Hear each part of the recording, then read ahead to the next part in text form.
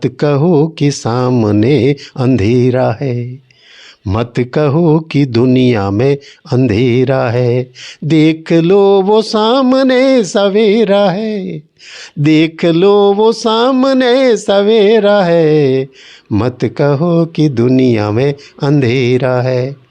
अंधेरा कहीं नहीं है, मात्र आपको एक दिया सलाई और एक दीप जलाना है, और फिर देखिए चारों तरफ रोशनी ही रोशनी है। नमस्कार, आप देख रहे हैं तेजल मीडिया और मैं हूं प्रेमाराम भादु। आज मैं मेरे ही गुरु का इंटरव्यू लेने के लिए आया हूं। मेरे साथ है बाड़मेर की जानी मानी शख्सियत professor doctor BD Tated, Banshidhar ji Tated, जिनको कौन नहीं जानता। आप साहित्य के क्षेत्र में, लेखन के क्षेत्र में और गीतकार भी है। साथ ही वो आवाज़ जो 15 अगस्त और 26 जनवरी को स्टेडियम में गूंजने वाली आवाज़ जो है, आज मेरे साथ है। आप कॉलेज में लंबे समय तक प्रोफेसर रहे और उसके बाद में 2009 में सेवानिवृत्त हो गए। सेवानिवृत्त के बाद अमूमन देखा जाता है कि उनके साथ फिर पोते पोतियों के साथ खेलने और गांव में लोग शिफ्ट हो जाते हैं, लेकिन तातेड़ साहब ने दूसरी पारी उसके बाद शुरू की और एनर्जी के साथ में कई किताबों का आपने प्रकाशन करवा दिया। कई साहित्य जो अकादमी हैं उन्होंने आपको सम्मानित किया है। हालांकि मेरे गुरु है और मुझे संकोच महसूस हो रहा है कि इस इंटरव्यू में कोई बात मेरे मुंह से ऐसी नहीं निकल जाए, मैं डर रहा हूँ। लेकिन हौसला मेरे गुरु ने दिया है कि आप मेरे से शुरू करो, और ये जो है सीखने की कला है। और हमने तातेड़ साहब से ही वाकपटुता और बात को लोगों के सामने रखने की बातें जो है वो हम लगातार सीखने का प्रयास कर रहे हैं। कॉलेज में मैंने छात्र राजनीति से लगाकर मेरी शिक्षा में आज तक जब भी मुझे ज़रूरत पड़ी मैंने तातेड़ साहब की सलाह ली है। तातेड़ साहब बाड़मेर में बड़ी जो IAS, RS, IPS के जो बड़े मॉक इंटरव्यूज़ होते हैं उसमें भी आप शामिल होते हैं। बड़े कोचिंग संस्थान और कॉलेजों में आपकी सेवाएं लेते हैं, लोग मार्गदर्शन प्राप्त करते हैं। रिटायरमेंट के बाद आपकी जीवन शैली कैसे चल रही है, पूरी चर्चा करेंगे आज तातेड़ साहब से। तो सर, सबसे पहले मैं प्रणाम करूँ। आशीर्वाद। और कुछ समय से ही मैं आपका तेजल मीडिया देख रहा हूँ। पहले तो एजुकेशन से जुड़े थे, राजनीति में थे, और उसके बाद में आप पत्रकारिता में आ गए। तो मैं सोच रहा हूँ कि समय के साथ में परिवर्तन जो है ये आपने करना सीख लिया है, और उसी का परिणाम है कि पहले छात्र जीवन में राजनीति करते थे। उसके बाद में मैंने ही आपसे कहा था कि अब आपको स्कूल एक खोल देनी चाहिए और एजुकेशन में जुट जाना चाहिए। तो उस फील्ड में भी आपने अच्छा नाम लिया, काम किया। और अभी चुनावों के समय में मैंने जब आपके तेजल मीडिया से कुछ इंटरव्यू सुने तो मुझे लगा कि आपने इस कार्य को भी हाथ में ले लिया है। ये एक अच्छी विधा है। और दूसरा क्या है कि इंटरव्यू लेना जो है ये बहुत बड़ी आर्ट है। हर आदमी इंटरव्यू ले नहीं सकता, हर आदमी इंटरव्यू दे नहीं सकता। इसमें आप कितने सटीक प्रश्न पूछते हैं, कितनी जानकारियां आप अपने पाठकों को, पढ़ने वालों को या सुनने वालों को, जो आपके सुनने वाले हैं उनको देते हो, वे कितना भरोसा करते हैं, ये बहुत महत्वपूर्ण है। अब रही बात गुरु शिष्य की, तो देखिए हम तो पढ़ाने वाले लोग हैं और जहाँ गुरु है वहाँ शिष्य होते ही हैं। तो कॉलेज में बरसों तक काम किया, कॉलेज में भी दर्जनों किताबें लिखी। जो हिंदुस्तान के, राजस्थान के जो बड़े पब्लिशर हैं, हमने कॉमर्स में, मैं चूँकि बिजनेस एडमिनिस्ट्रेशन में था, तो उस विषय को लेकर के हमारी 1 डज़न बुक्स हैं जो यूनिवर्सिटी कॉलेज के सिलेबस में भी रही। तो वो काम किया। रिटायरमेंट के बाद फिर सोचा साहित्य की ओर थोड़ा चले जाना चाहिए। तो मैंने 1973 से मेरी एक सबसे पहली किताब छपी 1973 में। समाज की किताब थी, गीतों की किताब थी, गीत सागर। मुझे आज भी याद है जब वो छपी और पहली बार निकली तो बहुत बड़ा मान सम्मान और नाम मिला। मुझे लगा कि इस फील्ड में भी कुछ काम करना चाहिए। उसके बाद लगातार लिखते रहे, पढ़ते रहे, लेकिन रिटायरमेंट के बाद बीमार हो गया।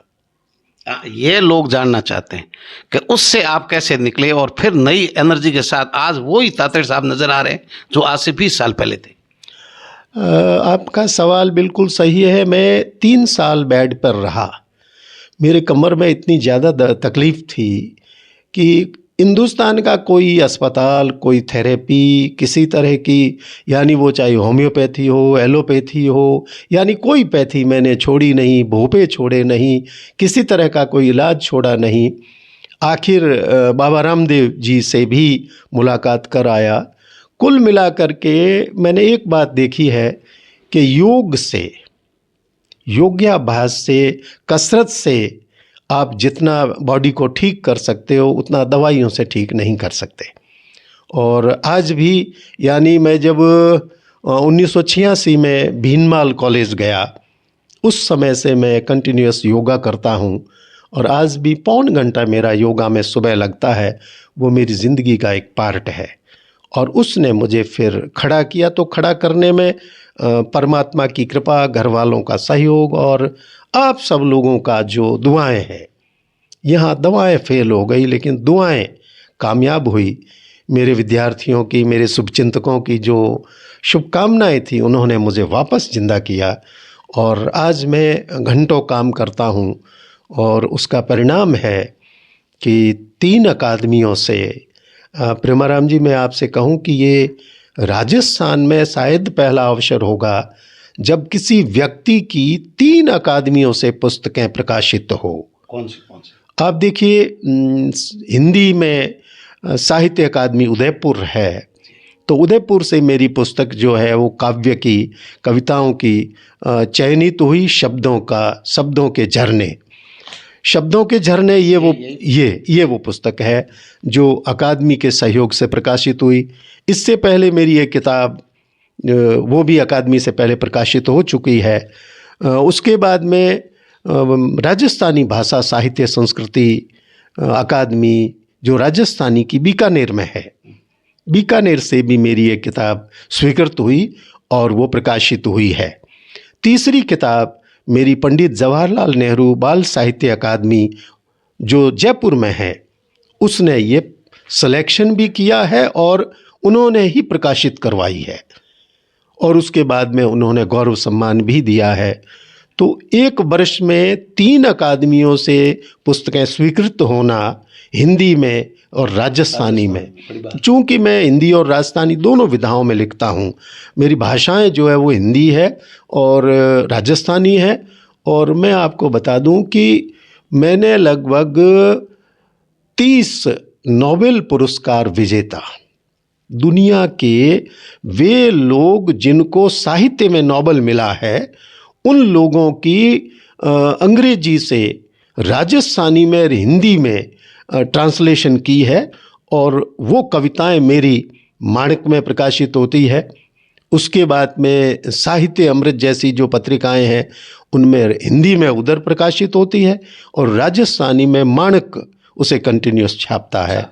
तो नोबेल पुरस्कार विजेताओं की इंग्लिश से ट्रांसलेशन राजस्थानी में और हिंदी में करता हूँ मैं, चूँकि अनुवाद करता हूँ।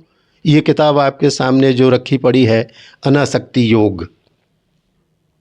अनासक्ति योग महात्मा गांधी जब जेल में थे 1889 में, जेल में रह करके उन्होंने अनासक्ति योग को, गीता को उन्होंने पढ़ा और उनके मित्र आनंद और अन्य लोगों के कहने पर उन्होंने गीता का अनुवाद गुजराती में किया। गुजराती में महात्मा गांधी ने लिखा है कि मैं अपनी माँ से और गीता से बहुत प्रभावित था, इसलिए महात्मा गांधी ने जब गीता का अनुवाद गुजराती में किया तो मुझे भी ये लगा कि इस किताब का राजस्थानी में अनुवाद करना चाहिए। राजस्थानी में? ये राजस्थानी में है, उसी किताब का महात्मा गांधी ने जिस गीता का जो गुजराती में अनुवाद किया, गुजराती से मैंने इसका राजस्थानी में अनुवाद किया। और अभी इसी वर्ष में आप ये देखिए कि राजस्थानी भाषा साहित्य संस्कृति अकादमी बीकानेर ने इस पर 31,000 का अनुवाद पुरस्कार, बाबूजी चतर सिंह अनुवाद पुरस्कार, ये मुझे उन्होंने दिया है इस किताब पर। अनुवाद की ही अगर अपन बात करें तो मैंने प्रधानमंत्री नरेंद्र मोदी जी, बहुत कम लोग ये जानते होंगे कि प्रधानमंत्री एक कवि हैं वे संवेदनशील व्यक्ति हैं। तो उन्होंने जो कविताएं लिखी उनकी किताब गुजराती में है, आँख आ धन्य छे। तो मुझे जब मालूम पड़ा कि इसका 13-14 भाषाओं में ट्रांसलेशन हो रहा है, तो राजस्थानी का ट्रांसलेशन मुझे दिया गया और वो पुस्तक अभी आपके सामने पड़ी है। प्रधानमंत्री जी को लिखा है और वो जब भी इसके विमोचन के लिए समय देंगे, मतलब ये छप के आपकी विमोचन बाकी? जी, ये दिल्ली से छपी है और छप करके आ गई है। राजस्थानी में ये राजस्थानी में है, जो गुजराती से, यानी नरेंद्र मोदी जी ने जो गुजराती में कविताएं लिखी है उनका ये राजस्थानी अनुवाद है। तो जैसे ही प्रधानमंत्री समय देंगे इसका विमोचन होगा। तो कुल मिलाकर के इसके बाद ईसरा परमेश्वरा, ईसरदास जी बहुत बड़े भक्त कवि हुए। उन्होंने हरिरस लिखा और हरिरस को गीता के बराबर दर्जा दिया जाता है, माना जाता है। तो मैंने हरिरस का भी ट्रांसलेशन राजस्थानी में किया है। क्या तो मैं राजस्थानी की भी सेवा कर रहा हूँ और हिंदी साहित्य में तो अपना काम कर ही रहा हूँ। तो कुल मिलाकर के इस बार साहित्य अकादमी उदयपुर ने विशिष्ट साहित्यकार सम्मान नवाजा है। 23-24 का जी, 23-24 का जो है विशिष्ट साहित्यकार सम्मान से नवाजा है।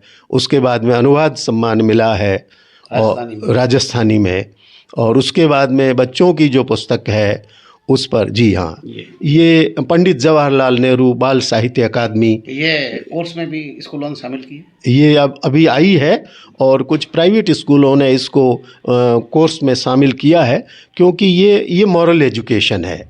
ये देशभक्ति की बात करती है, बच्चों में संस्कारों की बात करती है। तो उन लोगों ने देखा कि ये बहुत अच्छी किताब है, तो उन्होंने स्कूल में भी इसको लगाया है। तो कुल मिलाकर के मैं ये सोच रहा हूँ कि साहित्य, चूँकि कवि या साहित्यकार, लेखक वो ज़रूर मर जाता है, लेकिन उसकी कविता नहीं मरती, उसका लेखन नहीं मरता। और आज भी आप देखते हैं कि 1000 साल पहले जिन्होंने काव्य लिखा है वे सभी साहित्यकार, वे लेखक आज भी जिंदा है। बड़े गीतकार हैं आप, कई गाने कई सालों से आपसे लिखवाते हैं। जी जी जी जी, आप बिल्कुल ठीक बात कह रहे हैं। 1973 में, जैसा मैंने आपसे कहा, मेरी गीत सागर धार्मिक गीतों की एक किताब निकली। उसके बाद अब तक लगभग मैंने 500 गीत लिखे हैं, राजस्थानी में, हिंदी में, और ऐसी सरकारी कोई योजना नहीं है जिस पर हमने गीत फ्री में नहीं लिखा हो। हमने जो लोग भी आए हैं, जो भी इन योजनाओं का प्रचार प्रसार करते हैं, उनको गीत लिख करके देते हैं। और अभी हिंदी के गीतों की मेरी एक किताब जो पिछले कुछ वर्षों पहले साहित्य अकादमी उदयपुर के सहयोग से भी प्रकाशित हुई थी, जिसमें हिंदी के सारे गीत हैं, साहित्यिक गीत हैं। तो गीतों में आकाशवाणी में मेरे गीत चलते हैं, आकाशवाणी में कविताएं, पिछले 30 साल से हम लोग आकाशवाणी में अपनी रचनाएं पढ़ते हैं। तो ये सारा काम है जो अभी कर रहे हैं। ये आवाज़ माइक पर कब से गूंज रही है? 15 अगस्त, 26 जनवरी सभी कार्यक्रमों में। बिल्कुल, आपने अच्छा सवाल किया। देखिए, मैं 5वीं-6ठी कक्षा में था उस समय, चूँकि मेरा गांव सियाणी है। मेजर पर्वत सिंह जी उस समय फौज में थे, और वो जब भी सियाणी आते थे उस समय स्कूल में नाटक हुआ करता था। तो उस समय मेजर पर्वत सिंह जी के साथ में मैंने वो नाटक करने शुरू किए थे। फिर जब मैं हाई स्कूल में आया तो जयनारायण जोधा प्रिंसिपल थे, और वो भी नाटक में बहुत ज़्यादा इंटरेस्ट रखते थे। उनके साथ में भी मैंने नाटक किए, इंग्लिश में नाटक में भाग लिया। तो वो जो नाटकों में मैंने जो मंच साझा किया, वहीं से मैंने बोलना सीखा। और उसके बाद जब मैं यहाँ आया तो कई प्रोग्रामों में मेरी भागीदारी होती रही। लेकिन 15 अगस्त, 26 जनवरी बाड़मेर का पहला व्यक्ति जिसने 30 साल तक जिसने 15 अगस्त और 26 जनवरी के कार्यक्रम करवाए। और आज भी कई लोग कहते हैं कि हमने तो पेड़ों पे चढ़ करके आपकी कमेंट्री सुनी है, बहुत अच्छा लगता था। तो मुझे भी लगता है कि माँ सरस्वती की कृपा है और उसी की दी हुई ये आवाज़ है, क्योंकि नाम बदल जाएगा, चेहरा बदल जाएगा, मेरी आवाज़ ही है जिसे ज़माना याद रखेगा। एक बाड़मेर के लोगों का उच्चारण प्रोनाउंसिएशन ठीक नहीं होता है, आपके भी परेशानी आई? नहीं, मेरा तो ऐसा कोई रहा नहीं, क्योंकि उच्चारण का मामला जो है, अगर आपका ठीक नहीं है तो आप मंच पे अपने आप को स्थापित नहीं कर सकते, क्योंकि बोलने में अगर आपका उच्चारण शुद्ध नहीं है तो मामला गड़बड़ है। और आप अगर कमेंट्री करते हैं, और मैं आपको बताऊं कि मेरे जीवन में मैंने लगभग 1500 प्रोग्राम अनाउंस किए हैं, और उनमें राष्ट्रपति से लगाकर प्रधानमंत्री, राज्यपाल और उसके बाद मुख्यमंत्री और अन्य लोगों की तो कोई संख्या है ही नहीं। तो इतने सारे प्रोग्राम करने के बाद भादु जी, अब मुझे प्रोग्राम की तैयारी नहीं करनी पड़ती। आप तो मुझे 5 मिनट पहले स्क्रिप्ट दे दीजिए, बस थीम बता दीजिए, स्क्रिप्ट दे दीजिए, उसके बाद में ज़रूरत नहीं रहती है, क्योंकि बरसों का अनुभव, 30-30, 40-40 साल इस फील्ड में गुजार दिए, तो मुझे अच्छा लगता है। और आज भी कोई यादगार अनाउंस जिसमें अलग ही आनंद आया हो जीवन की? देखिए, ऐसा है कि आप मंच पर जब अनाउंस करते हैं तो आप अपनी ओर से द बेस्ट देने की कोशिश करते हैं, लेकिन किसी प्रोग्राम में अगर आप हैं, वोटिंग हो रही है, कलाकार हल्के दर्जे का है, प्रोग्राम फेल हो रहा है, ऐसे में अगर अनाउंसर अच्छा हो तो वो उस मजमे को वापस जमा सकता है। और ऐसे दृश्य मेरे जीवन में बहुत आए, जब बड़े बड़े आर्टिस्टों को हमने यहाँ, आप ये देखिए कि थार महोत्सव की शुरुआत संजय दीक्षित साहब जब कलेक्टर थे उस समय हम लोगों ने की थी, और हिंदुस्तान के मशहूर कलाकार, फनकार यहाँ आए, उनको सुनते थे। यहाँ के जो हमारे लोक कलाकार हैं जो वर्ल्ड में अपना नाम रखते हैं, उनके भी खूब प्रोग्राम करवाए। कई बार ऐसा हो जाता था कि कलाकार का नाम तो बहुत ऊंचा है लेकिन वो जम जाए ये ज़रूरी नहीं है।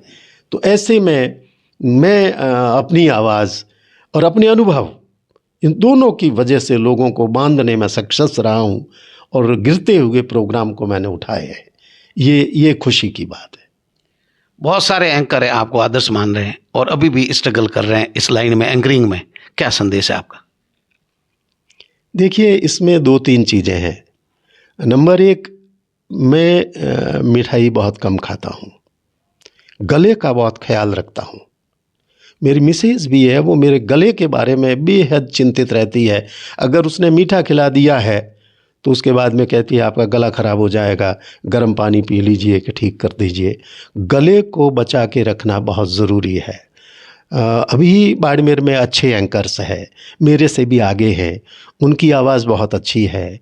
उनसे मैं ये कहना चाहूँगा भाई भादु जी कि आप कम से कम बोल करके ज़्यादा संदेश दें, क्योंकि कई बार मैंने देखा है एंकर बहुत ज़्यादा बोलता है, और एंकर के ज़्यादा बोलने से उसकी क्वालिटी गिरती है, और लोग मंत्री को सुनने आते हैं, एंकर को नहीं सुनते।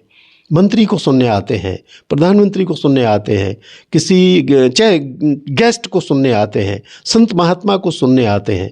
और आप अगर अपनी विद्वता शुरू कर दें तो लोगों को लगता है ये ठीक नहीं है, फिर लोग दोबारा नहीं बुलाते। तो एंकर्स के लिए मैं ये कहना चाहूँगा कि कम से कम बोलें, लेकिन इतना अच्छा बोलें, इतना मीठा बोलें, इतना प्रभावशाली बोलें कि दोबारा आपको 4 प्रोग्राम मिले। ये मैं उनसे कहूँगा। लेखन और साहित्य के क्षेत्र में आपको आदर्श मानने वाले लोगों के लिए क्या संदेश है? देखिए, आपने अभी चैनल में काम शुरू किया है, नए नए हैं। मैंने आपसे अभी कहा था कि इस काम में पैसा नहीं है, इस काम में आपको घर से लगाना पड़ता है, खूब मेहनत करनी पड़ती है, ईमानदारी से चलना पड़ता है।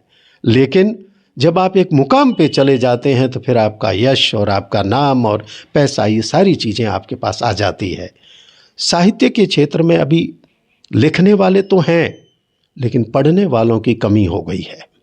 इसका कारण मैं आपको बताता हूँ कि चुटकुलों ने जो मंच हथियाए हैं, आजकल हर आदमी टेंशन में है और वो चाहता है कि कुछ समय के लिए वो हंस ले, उसका टेंशन रिलीज हो जाए। तो फिर फूहड़ से फूहड़ चुटकुले आपने मंचों पे सुने होंगे और कविता बहुत पीछे रह गई है। दूसरी बात और है, वर्तमान में आधुनिक कविता के नाम पर जो कुछ लिखा जा रहा है उसके न सींग है न पूंछ है।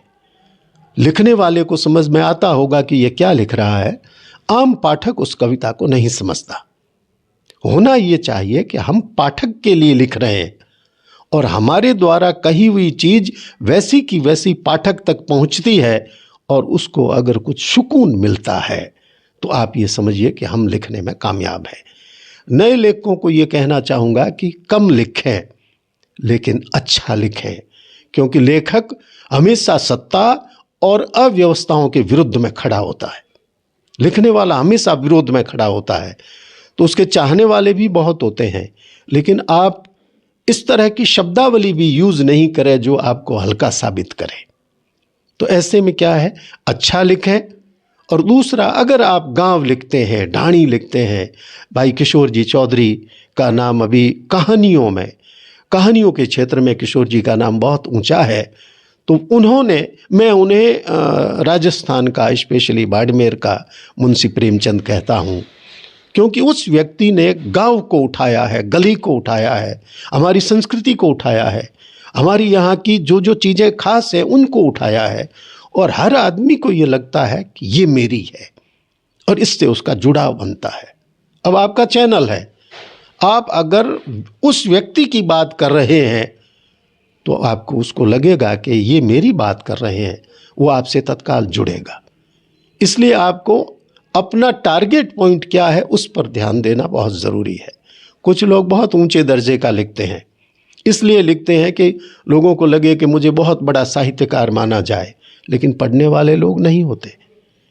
अभी आप देख रहे हैं कि स्कूलों में भी जो सिलेबस आ रहे हैं उसमें पढ़ाया जाता है, जबकि अब सिखाने का समय है। अब पढ़ाई का समय नहीं है, अब सिखाने का समय है। आपको प्रोफेशनल कोर्सेज लाने चाहिए। अभी स्कूलों में निकलने के बाद, ग्रेजुएशन करने के बाद कुछ नहीं, बेरोजगारी की जो भीड़ चल रही है, तो अब एजुकेशन में भी चेंज आना चाहिए। चूँकि मैंने बरसों से एजुकेशन में काम किया है, आपने भी किया है, तो अब ऐसी स्थिति होनी चाहिए कि जैसे विद्यार्थी बाहर निकलता है उसे रोज़गार मिले। तो लिखने वालों से ये कहूँगा कि अच्छा कम लिखें लेकिन अच्छा लिखें और दूसरों को सुनें। आजकल हो ये गया है कि व्यक्ति दूसरों को सुनता नहीं, खुद सुनाता है, और जब तक आप दूसरों को नहीं सुनेंगे तब तक पढ़ेंगे नहीं।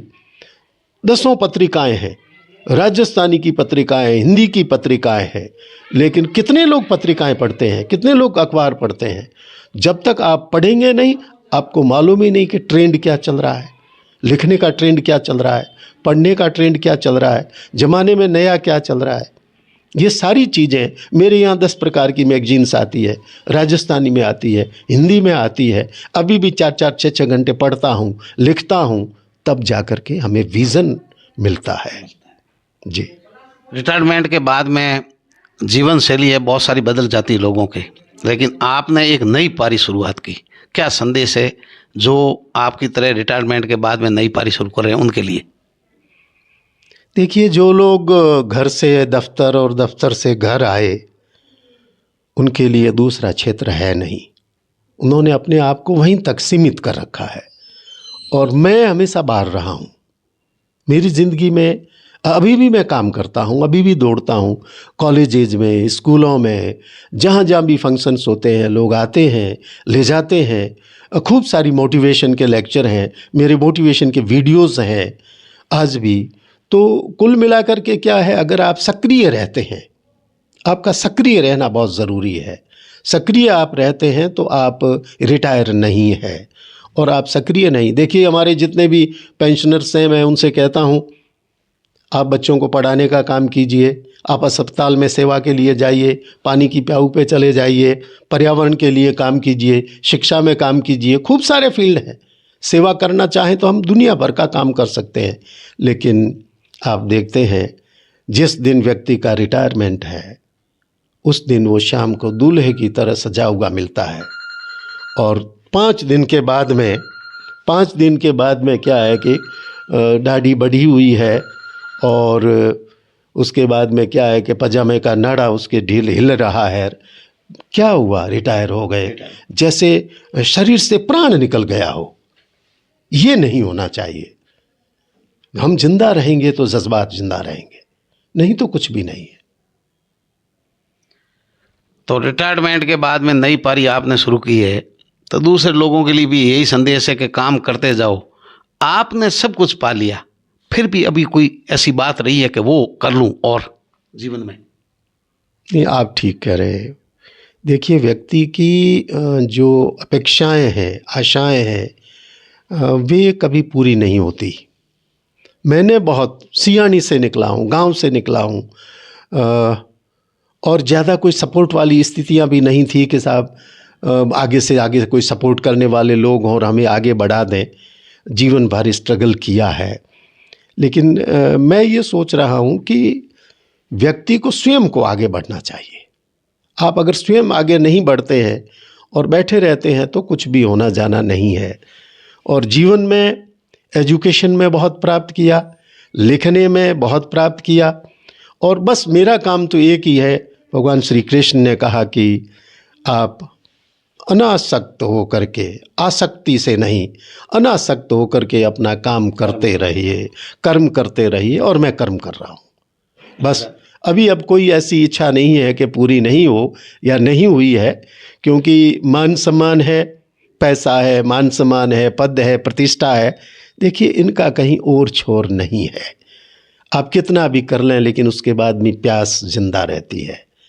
बस एक इच्छा अगर आपने पूछ ही ली है तो मैं बता दूं आपको। दर्शक जानना चाहते हैं। 1980 में मैं फिल्मों में गीत लिखने के लिए बॉम्बे गया था, और वहाँ कुछ महीने हम लोग रहे, लेकिन चूंकि उन दिनों में ही, उन बरसों में ही शादियाँ हुई थी। मेरे मित्र रवि भी मेरे साथ थे, तो घर वाले आए और पकड़ करके ले आए कि नहीं, ये दुनिया आपके काम की नहीं है।